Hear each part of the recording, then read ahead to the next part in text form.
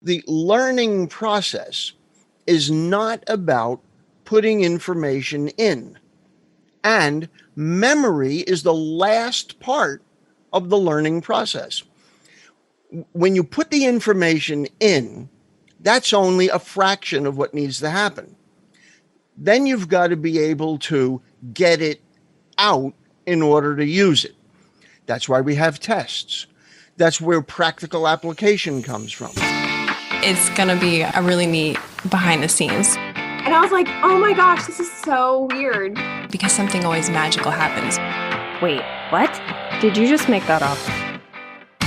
Hey, it's Meredith for Real, the Curious Introvert. Listen each week as I talk with someone new. The topics are as ADD as I am, but they'll inspire you to stay curious and grow. Big thanks to our location sponsor, the UWF Historical Trust. Hey, Curiositors, it's me, Meredith. I can't wait to introduce you to my new friend, Matt. He is 69 years old and helps college students with learning techniques. He's also known for speaking at huge professional events and reciting every single person's name at the end of the event. And although we didn't talk about this directly, my conversation with him reminded me not to underestimate myself. Because in digital content creation, there are a lot of learning and relearning curves. One day, a program works just fine. I can throw what I need together quick and easy. The next day, it's the dreaded system update. And then bam, I'm back at square one, hunched over my phone with a wrinkled forehead, wondering, if it's too early to crack open a beer. Which, by the way, the answer is no. It wasn't too early today, and I totally had a beer at lunch. But whether you're trying to learn a new thing or remember an old thing, I'm confident Matt will inspire you and you will have some practical, easy to remember tips to do the thing. And if you're new here, welcome. Every Monday, I drop a new 30-minute interview with a paradoxical person to spark your curiosity with bright, meaningful entertainment. So I think you're going to love it. Thanks for stopping by and enjoy the show. Have you ever walked into a room only to forget what you're there for? Or resorted to, hey man, when you can't remember somebody's name? Whether it's losing your keys or having the answer on the tip of your tongue, most of us accept a bad memory as the genetic ungift that keeps on giving. But it doesn't have to be that way. My next guest teaches proven tactics to help anyone remember more and, like the name of his YouTube channel, be smarter, faster. It started in the late 70s when the school he worked for issued chargebacks on his paycheck for students dropping out of his program. So to help, he created a series called What School Never Told You About Learning. His students were so successful, not only in their studies, but in their postgraduate job placements, that the companies they worked for hired him to come teach and speak to their employees. And so began his speaking and book writing career. Today, he's going to share the 3 causes of forgettery and the 2-step secret to having an amazing memory. Defying age and categories, born with a ham bone, trainer Matt DeMaio. Well, thank you so much, Meredith. I'm so very pleased to be here with you and all of your guests. I am so happy to have you here too, to share your wisdom, because memory isn't just a party trick. It means feeling more confident. It makes the people around you feel more valued. And those are definitely 2 things everybody wants. But let's start where it all goes wrong. The 3 causes of forgettery. Who or what is the first offender, my friend? Everybody wants to talk about memory, and that's why I coined the expression, the 3 causes of forgettery. Because if you understand what the problem is, you're more than halfway to solving it. And so when you understand these 3 causes of forgettery, it will triple your memory power before you use any techniques at all. So the first cause of forgettery, and you used the example earlier about, walking into a room, meeting somebody, and 5 seconds later, you can't remember their names. So the first cause of forgettery is that you don't get it. If you don't get it, you can't keep it. And to forget is to not get. Like to forego means, I'm not going there. I'm going to forego that. I'm not going there. To forget means you don't get it. So when you're meeting somebody, sometimes the introduction will go like this. Hi, I'd like you to meet my friend, Mr. Blah, blah, blah. And you go, yeah, hi, buddy. Hi, pal. How you doing? Hey, darling. You have no idea what the name is. If you don't get it, you can't keep it. The second cause of forgettery is a little sneakier, and that is you don't care. Now, if I'm allowed to read your thoughts, some of you are going, well, but Matt, I care. Yeah, well, there's caring, and then there's caring enough to actually do something about it. So you meet somebody at a party, and sometimes your attitude is, well, they're not going to remember me either, and I'm not going to remember them, and I'm just here for the party, and maybe this sounds familiar. Your mom or your teacher would wag their finger at you and say, you can only remember what you want to remember. Guess what? They were right. It's like the guy who can quote the passing statistics of every quarterback in the NFL and yet can't remember his wedding anniversary. It's selective memory. You do better when you remember things that you want to remember. It's not that you can't do it, is you just really would rather do something else. You just don't want to do it that bad. The third cause, though, this is the big culprit. And this is what everything else hinges on, because it makes the other two look small by comparison. The third cause of forgettery is that you don't believe. You know what you don't believe? You don't believe you have a super powerful memory right now. You believe things, or most people believe things like, oh, I must be getting the Alzheimer's. Meantime, they're in their 40s. Or, oh, I just don't have a good memory. Or here's a common one. I can always remember a face, but I can never remember a name. Well, duh, don't be surprised when you have trouble remembering people's names. You see, saying those kinds of things to yourself is not the result of a bad memory. That's the cause. So if your expectation of yourself is, I can't do it anyway, then why would you even bother to try if you already know you can't do it? So let me kind of sum up these three causes of forgetting, because I don't want people to dismiss what I've just said as just some philosophy, because this is practical stuff. If you get it, care, and believe, you'll triple your ability compared to now. For example, I'm here in Tampa, Florida. I belong to a number of professional organizations. One of them has been the Tampa Bay Business Owners, where one of their most respected professional photographers has become a friend of mine. And he would see me do demonstrations at various events, and he was always fascinated. And then I hadn't seen him for a little while. And then he came over to me and he said, Matt, I just got back into state. I was actually shooting a wedding for some really wealthy clients. This was a really high profile gig. And I got to tell you, Matt, I remembered everybody in the reception's name. And they were thrilled. I got the biggest tip ever. I got referrals to other gigs. And I said, hey, Rick, I'll bet you didn't even have to use any of the fancy techniques that I teach, did you? You just used the three causes of forgettery. He said, yeah, that's right. I just paid attention when they told me their name, and I really cared that I remembered. I put an effort into remembering them, and then I kept telling myself, I'm going to find a way to remember them, and I did it.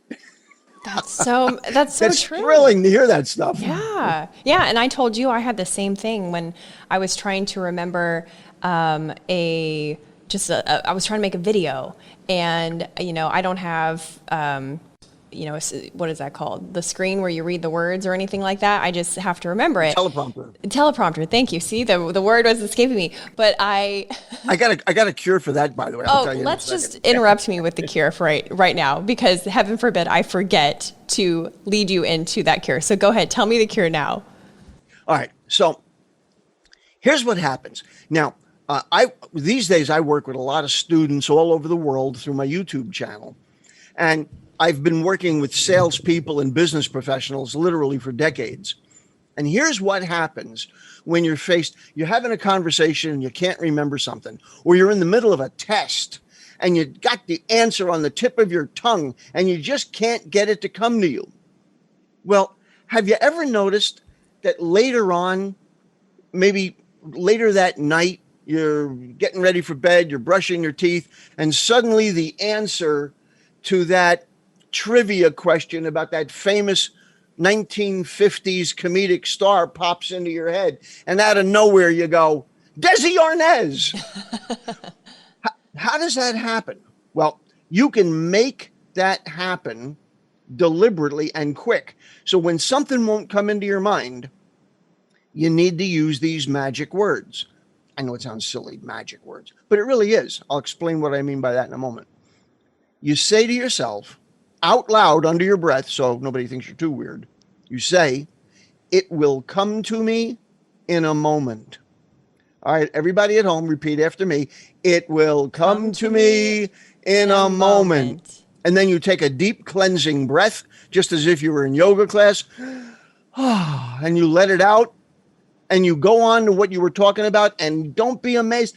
It'll be so shocking that in a moment, the answer will just pop into your head. And we call it that for a reason, because it's almost a physical feeling. When the idea hits you, it like pops into your head.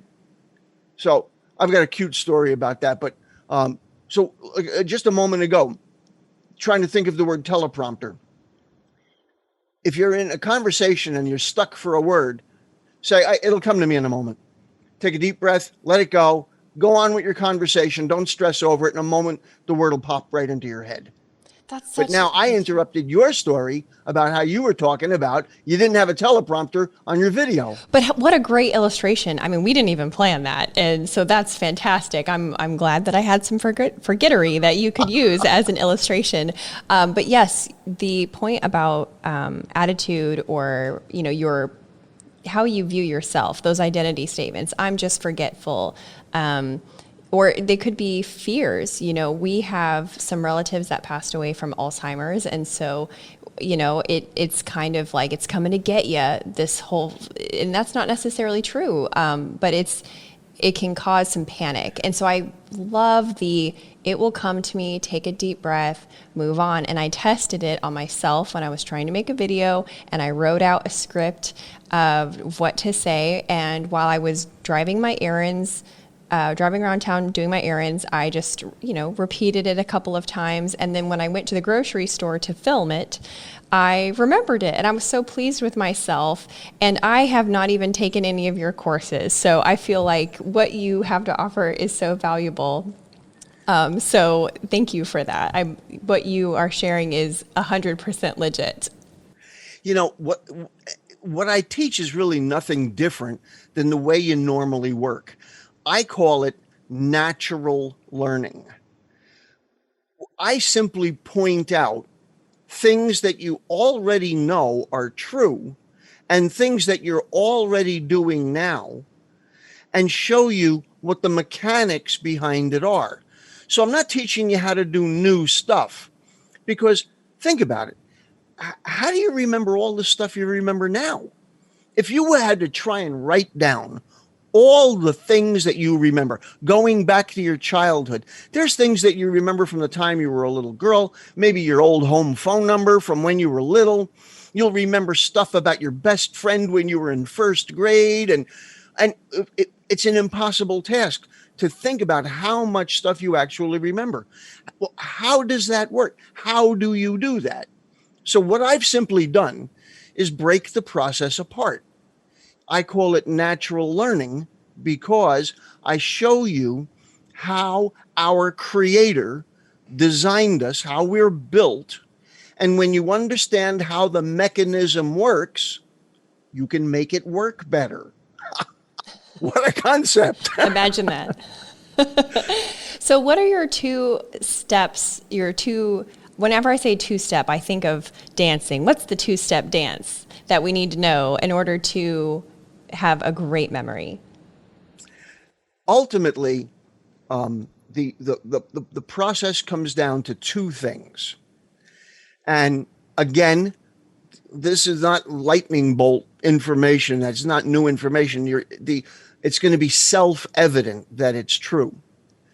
The first thing is that, and by the way, this is the greatest power that human beings are blessed with. And let me take a little bit of an aside. If you don't know what your greatest power as a human being is, how can you use it effectively? If you're not sure what your greatest power is, how can you effectively use it? You can't. So here's your greatest power, and the very first thing to do to have a superhuman memory. And that is the word imagination. Imagination is a lengthened form of the word image. We think in pictures. We think in images. The thing is, sometimes these images happen so fast that we don't really see them. We feel them. We know that they're there. And I'll give you a quick example. You're driving to the house of a brand new friend. You've never been to their house before. Along the way, every landmark is important. You got to remember to get off at this particular exit. And then you've got to turn left at the house with the funny fence. And then you're turning right at the corner where that's that weird big tree. Well, after you've been to that friend's house half a dozen times, you no longer have to pay attention to the exit number or where the house is or where the tree is. You see them, they're there, but it happens so instantaneously that you're blind to it. The process is that fast. It happens at the speed of thought. Simply what I do is I make the process a little bit slower so you can gain control over it. So the first thing, if you want to have superhuman memory, is you break things down into some sort of an image, some sort of a picture. I'll explain more about that in a moment. Now, when you and I were talking the other day, I mentioned about where you see the pictures in your head. Now, this is something, again, that people are going to know as soon as I say it.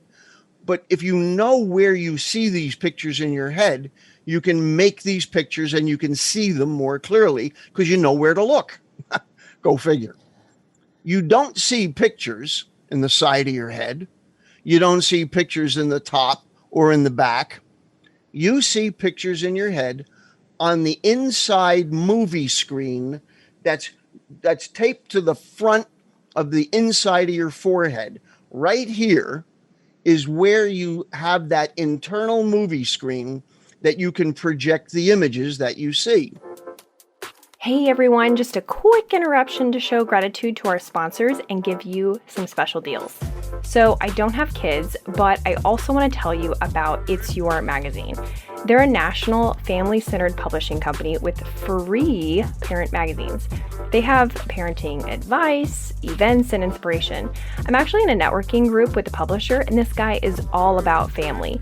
You can view a free magazine in cities in Texas, Oregon, Washington, and Florida by checking them out at itsyourmagazine.com. And INSEC.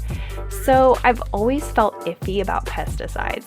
Then the mosquitoes got so bad, I would get covered in them from walking from my house to the car. I called INSEC, and to say I've been impressed is an understatement. When the treatment wasn't quite doing it, the owner actually came to my house. He found the breeding sites, identified the species of mosquito, and adjusted my treatment to that species. That's when I found out he's also a beekeeper, and pollinator issues are always top of mind. So if you're in the Florida Panhandle or Gulf Coast of Alabama, give him a call, ensec.net. Now back to the show. You all know that that's where it is. Me telling you didn't really tell you any new information, except, oh yeah, that's where I see them. Right. Well, once you know where it is, now you can project the images there more deliberately. All right. So that's the first step, is making pictures out of things. The second step is connection. You've heard people talk about association. I think that's a terrible word. If association were a good word, you'd be able to use it more effectively. But connection, I grew up with Tinker Toys. These days, kids have Legos, and you can build anything you want. You connect the yellow one with the red one, with the green one, with the blue one, and you build a thing, and now they've got whole museums. They have here somewhere, they've got Legoland. And so you can build anything out of it. You're connecting this little piece to that little piece, and that's how your mind works anyway. Those of you with small children or grandchildren know that when they're just learning to talk and they're talking to you, Mom, Grandma, Grandpa, you mean it's like, right, the word like, this is like that. They're making a connection. You can actually see the process happen. So here's the secret. You make images and you connect them together. For example, my name is Matt. Well, there's a bunch of different ways you can make images out of that. So you might know somebody with the same name, Matthew. When I was a little kid growing up, I just turned 69 in March. So I've started my 70th year. When I was a little kid growing up, one of the most popular shows on TV was Gunsmoke. And Marshal Matt Dillon was the big character. And in grade school, Matthew, when I was little, was not a popular name. It became popular later on. But, when I was a little boy in first grade, I was the only Matthew in all of first through sixth grade. And people would go, Matthew, like the character in Gunsmoke used to do. But if you take a look at what is a Matt, well, I'm always a welcome Matt. And in high school, I was a wrestling Matt. I wrestled 4 different weight classes. I've got a buddy of mine from Quebec calls me Matador. And I told him when I was single, yep, Matador's the girls and the girls adore Matt. Oh my gosh. So watch little kids goof on each other on the playground. Fat Matt ate a rat, then he sat on a cat. And you know that kids do this. Did somebody teach them to do it? No, we did it naturally. Now, I don't want you to get the idea that we're making fun of people or making fun of their names. We're having fun with their names. We're not making fun. So my brother's name is Mark. Matthew and Mark. All my life, people said, where's Luke and John? They made an instant connection to the Bible. Right. All right. If I meet another Mark, yesterday I did an interview on a podcast show, and his name is Mark. It was easy for me to remember. It's my brother's name. You put a mark on a wall. You can paint with a magic marker. There's a whole series of silly jokes. What do you call a guy stuffed in your mailbox? Bill. What do you call a guy floating in your pool? Bob. What do you call a guy in a pot on your stove? Stu. What do you call 2 guys hanging around your windows? Kurt and Rod. Oh my gosh. Ba-dum-bum. Ching. I got to be careful not to knock my camera down. Yeah, don't knock it over. What? Anyway, so there's multiple ways to make images out of things. So on YouTube, there's a video of me at the Indo-US Chamber of Commerce, where I recall the names of a whole lot of members in the audience. And I would do public demonstrations where I'll go into an audience during cocktail hour. I'll meet them all. When they introduce me, for the business portion of the meeting, usually I do like after dinner entertainment. I will start out by saying, well, I had an opportunity to meet a lot of you before we got started here. If I met you, please stand up. And then I go around the room and I name everybody that I met, and it blows their mind. It looks like a Martian landed in their midst. Now, at the Indo-US Chamber of Commerce, nobody was named Bob and Matt and Fred. It was all these 3 and 4 syllable Indian names. And even with that, I was able to do it. So you go, but I don't know anybody else with a name like that. And that's where I teach you to make sound-alikes. And this idea of making sound-alikes can be used to learn foreign language vocabulary, scientific vocabulary, people who have names that are difficult. And so the idea of turning things into images somehow and then connecting it to the person or connecting it back to the name or connecting it to what it is that you're trying to remember is ultimately what the secret is. Obviously, there's a lot more to it than we can get into in the short conversation we're having right now. But that's why I built entire courses around this stuff. It's a lot easier than you could ever dream. Well, I can really see how if you do the techniques without the belief part, without the correct identity statements, that it would feel futile. You know, if you are trying techniques, but you have this undermining belief that you're just forgetful, then none of it would really work. I can really see why believing it will come to me, or I can do this, or just knowing that you have that power and you possess it would really be fundamental to having any of these techniques actually work out. And it's interesting too about memory. You've said that, well, you've said this about learning, so you have to tell me if it's the same for memory. You said, I think memory isn't about information coming in, it's about information going out. Is memory the same? Well, here's the thing, is when I talk about learning, and people try to peg me as a memory expert, which is really not accurate. I am an expert in high performance learning. I teach people how to learn anything and everything faster and easier and remember it for as long as they want. Sometimes you only need to remember stuff temporarily, maybe just long enough to pass the test for a required course that you really don't want to deal with later on in life. So sometimes, you know, some of the memory stuff is throwaway. But the learning process is not about putting information in. And memory is the last part of the learning process. When you put the information in, that's only a fraction of what needs to happen. Then you've got to be able to get it out in order to use it. That's why we have tests. That's where practical application comes from. So, and I really get into a lot more detail about this, but it is in getting the information out of you where the learning takes place. So, for example, one of the things that I teach students is if you're going to read a textbook, you read the textbook once with my technique. You don't read it like the way you read a novel, where you start at the first page and you read straight through, and then you underline and highlight. That doesn't work.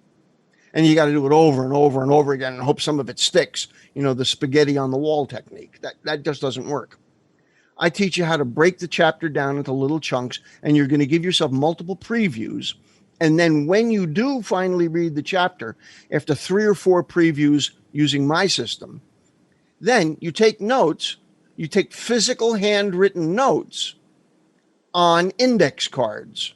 3x5s are usually too small. 4x6s are usually a pretty good size, because now the act of writing out the information is forcing the information to go. Now watch this. It goes in through your eye, swirls around in your head, comes out through your hand where you're moving it around. So it's a multiple sense. It's going in through your eyes, the sight, and you're thinking about it, and you're writing it out because you might need to decide which words you want to use to express.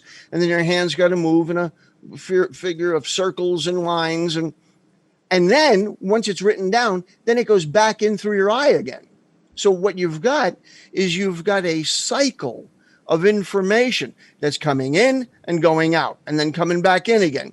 And when you can get the information to flow in and out of you like that, that is what is creating the neural connections in your mind, the synapses, to really be able to hold on and be able to compartmentalize and file it away in an appropriate way so you can find it when you need it. Oh, that's brilliant. That makes so much sense. I can really see where students would just really eat up your material. And you have a new course coming out. So as we wrap up, I would love for you to share a little bit about your, Thinkific is the name of it, correct? Or the platform? Thinkific is the platform that it's on. Okay. My course is I teach you how to have an incredible memory. And so if you go to anicrediblememory.com, anicrediblememory.com. Are you going to remember that? Say it with me. It will come to me. It will come to me. By the way, getting somebody to say it with you is a way of getting it out of them. So if you want people to remember it, you go, okay, say that back to me. You'll hear people do that in the military all the time. They'll give you a name of a target and they'll go, all right, say it back. And that's how it's getting it out of you that'll cause it to stay in there. But so anicrediblememory.com. And you'll see it's a video course. It's 32 short bite-sized videos that are anywhere from 2 to 5 minutes long that each cover a different aspect of remembering. So how to overcome forgetfulness, how to overcome absent-mindedness. Are you always losing your keys, your wallet, your eyeglasses, and then later on you have to play treasure hunt at the house and you're wasting time? Or you leave home and you forgot that important report back. It damages your credibility. People look at you with less respect. People admire and respect somebody that can remember things and facts and details and people's names. And so I have a separate chapter on names. So much of what we deal with is numerical information, house numbers, highway numbers, part numbers, invoice numbers, profit and loss information, formulas. So much of that is numerical that I have 2 chapters devoted just to numerical information, appointment times, things of that nature. Then I have a whole separate ideas on how do you remember lists of information. And I use a simple example like a grocery list. But the truth is, most of the time, you're going to write a grocery list down. The reason that you need this information is because sometimes after you've written the list down and you're on your way to the store, on your way there, you think of 3 more things that you need to pick up. And then you go to the store, you're on your way home and you go, I forgot to get those 3 other things. That's why all this stuff is important, because we live in a world of information overload. Those who can't keep up run the risk of being left behind. And school taught us what to learn. They didn't teach us how to learn it. That's what I do. That's incredible. Well, I will be sure to put the anicrediblememory.com in the show notes, but also in my email. So if you're listening or watching and you are not on the email list, just text REAL to 66866. I send out an email on Monday letting you know what's coming up, and an email on Saturday summarizing the tips that you heard along with the clickable relevant resources. So this has been so good. I can't wait to practice more of all of your techniques, and I'll report back. Wonderful. Well, maybe you'll have me back again in a little while and you can report in on some of the stuff that's been working for you. That sounds great. Thanks, Matt. This was awesome. Woo! My pleasure. Thanks for listening. If you liked this episode, you might also like the episode about how to be a critical thinker and why critical thinking can lead to creative doing. It's episode 72. You can see all my how-to episodes on my YouTube channel playlist called How To. It's youtube.com/Meredith for Real. Stay tuned next week when I talk with a woman who was paralyzed during a softball practice in college and now owns and operates an adaptive gym. And if you want the takeaways from each episode in perfectly bulleted and clickable emails, you can text REAL to 66866. Talk to you next week.